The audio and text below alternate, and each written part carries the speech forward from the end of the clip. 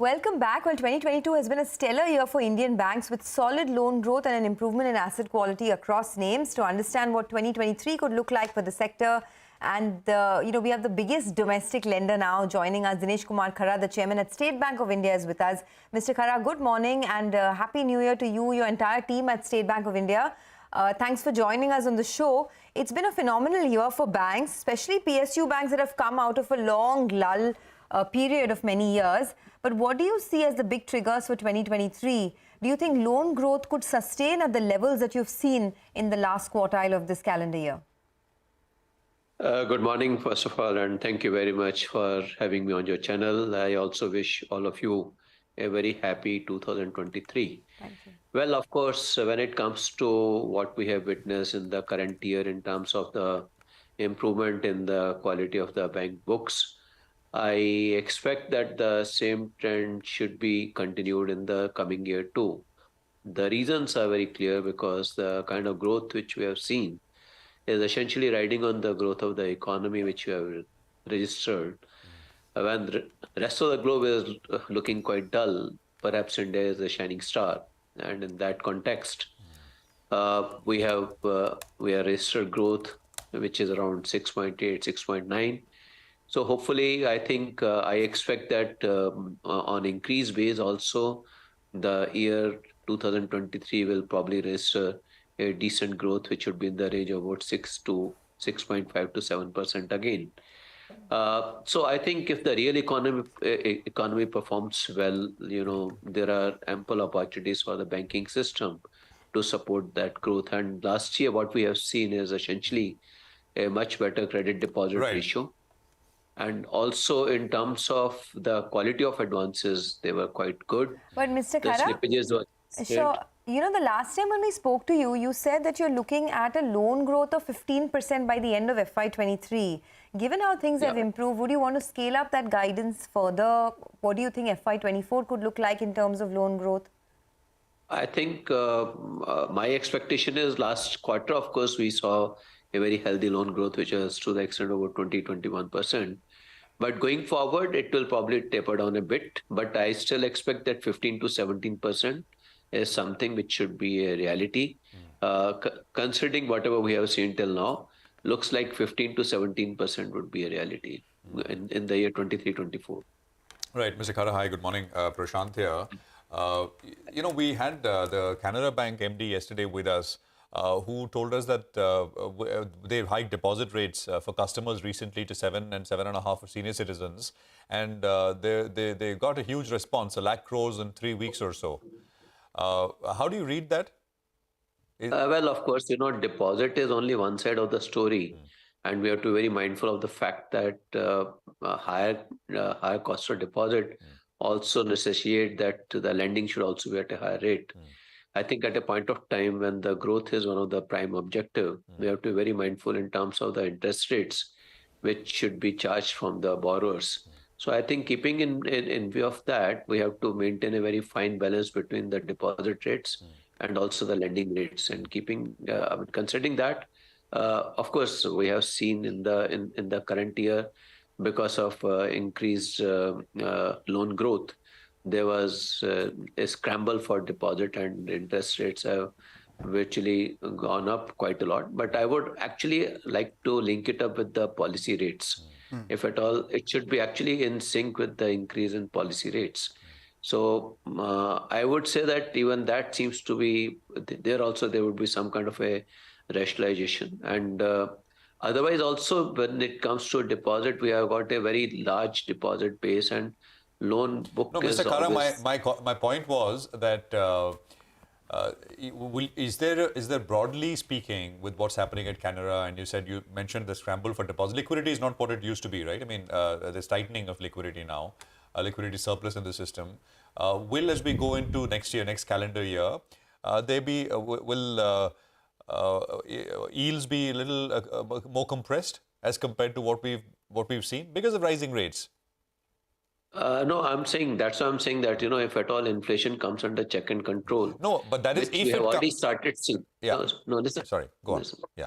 So that's why I'm saying that, when inflation will come in check and control, policy rates also may not go up. If at all policy rates may not go up, the trend as far as the interest rate is concerned, it will undergo a change. It may not witness the kind of increase which you have seen in the current year. If at all it remains static around the same level, you might see that the yields also will behave very differently. This is what my expectations are. But it would still be at a higher level than before, right? I mean, if they hold here and there is no further, although market expectation is that policy rates perhaps have a little more to go, 25, 30 basis points more. If I anything, would say that, yeah, if at all it goes by about 25 basis point, I think part of it has already been factored by the market. Right. There is no impact of all of this on the pace of lending, loan growth, etc. Pace of lending, I don't think so, because when it comes to lending is a function of the economic activity, and economic activity is a function of the demand, and we are seeing robust demand, and that's why I don't expect that it will have any impact on the lending books of the bank. Mr. Khara, your book is very, very large, and you pretty much represent all segments of the economy as the largest lender. But so many companies that we've had on our programs over the last so many days are talking about a very distinct slowdown in their respective businesses. From commercial vehicle financing to retailers in tier 2, tier 3 cities, auto companies, especially on the two-wheeler side, which of course has been slow for a while, etc., etc. Is none of that kind of showing up in terms of incremental demand for credit, or you think it's pretty robust still? No, I would say that it is still quite robust, and we are expecting fairly decent growth in some of the sunrise sectors also, like the EVs and the lithium batteries, green hydrogen, etc. And also, post-COVID, and also in the about last 6 months, ever since the contact-intensive industry has seen the kind of growth, which is more like growth with a vengeance, I would say, because when it comes to hotels, transport, communication, everywhere, we get to see so much of rush. So that is something, this particular sector, which was reeling under trouble for a fairly long time during the COVID, it has come back with the whole of the fresh demand. And also, I think we expect that this demand will stay, and it will continue. And even for that matter, even the ESG initiatives like the renewable energy, etc., will also be taking the credit from the banking system. And I think the infrastructure, which remains one of the major focus area for the economy, that also remains a recipient of the banking credit. So I would say that some sectors might witness some kind of a slowdown, but I would say that till now we have seen even the rural economy, also agricultural sector, also witnessing a fairly decent growth. So I would, the way I read the situation is that there may be some aberrations here and there for a company in particular, but overall, these sectors are quite promising as far as the growth opportunities are concerned. Mr. Khara, of the conversations that we've been having across the financial space, not only PSU banks, etc., one thing that really stands out is that not a lot of people are worried about asset quality anymore. Can you give us a sense of how much more improvement can we see in your asset quality parameters going forward, and the kind of recoveries that we can see? Because that's what the unifying trend is right now across the financial space. Yeah, I agree. And when it comes to chunky recoveries, perhaps may not be there, because all those low-hanging fruits have already been plucked. But at the same time, there's a definite improvement in the ecosystem as far as the recoveries are concerned. It may not be through NCLT or the IBC process, but the ecosystem which has got created has also enabled the affecting the recoveries through OTS and various kind of other resolution in terms of restructuring too. So I think that is a very welcome trend. And as I mentioned, that it appears that the low-hanging fruits have already been plucked, and now it would be some hardcore. But still, because of these enabling environment, it would be possible to affect recoveries there also. So I would say that in terms of quantum, it may not be as high, but still we would see some kind of recoveries coming in with the help of OTS, etc. And I think that will it will be some kind of pace of improvement may not be as high as we saw last year, but still, I would say that there would be some incremental improvement as far as the asset quality is concerned, on account of the recoveries which will be affected in the coming year. Oh, so you're saying there'll be further improvement in asset quality for banks like yours? Yes, Okay. this is what my expectation is. All right, that's great to hear.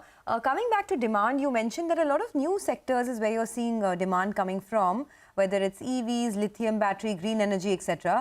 What about corporate capex? Has it come back in a big way? If you can share some numbers with us in terms of fresh project capex as well, is it back to what it was pre-COVID? I would say that if at all I look at the kind of investment commitments which have been made, last year the total investment commitment was to the tune of about 20 trillion, and out of that 70% had come from the private sector. This year the investment commitment made overall till the month of November was 17 trillion. And again, about 67% of the fresh investment which was committed was from the private sector. So I think with that kind of a trend, I expect that in the current year 22-23, I expect that this number should be somewhere in the range of almost about 20 to 25 trillion. So that is my expectation. So I think if at all that's the kind of a situation, and more so, on the when we look at the kind of investment which is coming in, like Foxconn and some of these leading investments which are coming into the country, that will also bring in a lot of new opportunities for the industrial sector. And I think this trend is likely to continue for some time. PLI and those other initiatives which have been taken by Government of India, that will also start yielding results. Defense sector has become another very promising sector. There are a lot of manufacturing opportunities which are emerging. All right. And finally, before we let you go, Mr. Khara, from an industry standpoint, the last year was, from a stock market standpoint, a year for PSU banks. Now, SBI has been looked at slightly differently from all the other PSU banks. But just wanted to understand, in the way they function and the processes, etc., have you seen a narrowing in the quality difference between other PSU banks and SBI? And do you think that improvement is structural? I would not be in a position to comment much on what has happened in PSU banks, but as far as SBI is concerned, we are very clear that we are ensuring that we should be ahead of the curve. And for that, whatever improvements are required in terms of underwriting practices, in terms of collection, in terms of sourcing, in terms of digitization, etc., we are embarking upon all these new initiatives. And we are observing that it is actually yielding benefits in terms of improved productivity for us, and which obviously reflect into our profitability too. Do we see value unlocking in the digital verticals this year, 2023? Not value unlocking, but yes, of course, we'll be leveraging digital for improving the productivity. Okay, all right. Mr. Khara, we leave it at that. Thanks a lot for joining in, and all the best for the new year. Until we speak again, stay safe, and thanks a lot for being with us on CNBC TV18. By the way, KFinTech, the IPO, there's a listing today, so that happens in, I think, about a couple of minutes from now. We'll keep tracking that one closely. It's a pure OFS, so nothing goes to the company, but nevertheless, we'll track that one closely for you. For the market, still down almost about 100 odd points. The mid-cap index is down 250 points, so it's taking a bigger brunt. And there are big losers in the banking space. Punjab National Bank, HDFC Bank, Kotak are all your big losers at the moment. But the logistics space is in focus after Nirmal Bang note put out, where they said that they have an optimistic view. The government is looking to lower costs from the sector to 8 to 10% of GDP from the current 13 to 14%. To discuss that, we are joined by key player Ram Praveen Swaminathan, the MD and CEO of Mahindra Logistics, joins us now. Mr. Swaminathan, thanks a lot for joining in. First, if you can just start by telling us